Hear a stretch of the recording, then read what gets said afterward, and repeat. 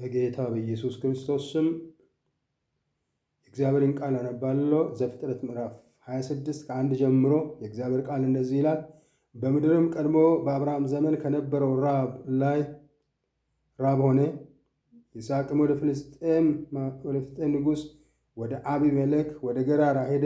እግዚአብሔር ተገለጠለት እንዲህም አለው፣ ወደ ግብፅ አትውረድ፣ እኔ በምልህ ምድር ተቀመጥ እንጂ በዚህች ምድር ተቀመጥ፣ ከአንተ ጋርም እሆናለሁ፣ እባርክሃለሁ፣ እነዚህን ምድሮች ሁሉ ለአንተም ለዘርህም እሰጣለሁና ለአባቴ ለአብርሃም የማልኩለትን መሐላ አጸናለሁ፣ ዘርህንም እንደ ሰማይ ከዋክብት አበዛለሁ፣ እነዚህንም ምድሮች ሁሉ ለዘሬ እሰጣለሁ፣ የምድር አሕዛብ ሁሉ በዘሪ ይባረካሉ። አብርሃም ቃሌን ጠብቋልና ፍርዴንም ትእዛዜንም ሥርዓቴንም ሕጌንም ጠብቀዋልና። ቁጥር 12 ላይ እንደዚህ ይላል፣ ይስሐቅም በዚያች ምድር ዘሪን ዘራ፣ በዚያችም ዓመት 100 እጥፍ አገኘ። እግዚአብሔርም ባረከው፣ ባለጠጋ ሰውም ሆነ፣ እጅግ እስኪበልጥ ድረስም እየጨመረ ይበዛ ነበር። የበግና የላም ከብትም ሎሌዎችም እጅግ በዙለት። የፍልስጤም ሰዎች ቀኑበት ይላል። የአብርሃም አምላክ እግዚአብሔር የሚባርክ አምላክ ነው።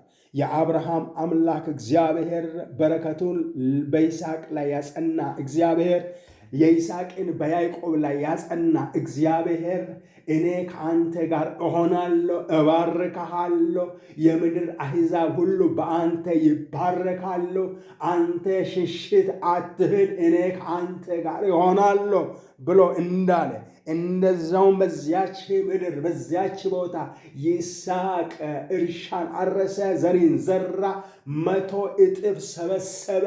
እጅግ እስኪበለጥግ ድረስ እስኪበዛ ድረስ እስኪበልጥ ድረስ እግዚአብሔር ባረከው እንዳለ በጌታ በኢየሱስ ክርስቶስ ስምና ስልጣን የእስራኤል አምላክ እግዚአብሔር ሆይ ቃል የሚሰማ ሁሉ በጌታ በኢየሱስ ክርስቶስም በእግዚአብሔር አብ በእግዚአብሔር ወልድ በእግዚአብሔር መንፈስ ቅዱስ ስም በአብርሃም አምላክ በይስሐቅ አምላክ በያዕቆብ አምላክ የተባረኩ ይሁኑ። በጌታ በኢየሱስ ስም የተባረኩ ይሁኑ። እግዚአብሔር አምላክ በሰማያዊ ነገር የተባረኩ ይሁኑ። በመንፈሳዊ ነገር የተባረኩ ይሁኑ። በጌታ በኢየሱስ በሚያስፈልጋቸው ሁሉ የተባረኩ ይሁኑ። እግዚአብሔር ጨለማ በኢየሱስ ስም የተመታ ይሁን። የሚገዳደራቸው ሁሉ የተመታ ይሁን። የሚቋቋማቸው ሁሉ የተመታ ይሁን። የጨለማ ተልእኮ ሁሉ የፈረሰ ይሁን። እግዚአብሔር ሆይ በረከቲ በሕዝቤ ላይ ይሁን። ሰላሚ በሕዝቤ ላይ ይሁን። ስላደረግክ ስለሰማን አመሰግንሃለሁ። በጌታ በኢየሱስ ክርስቶስ ሕያውና ዘላለማዊ ስም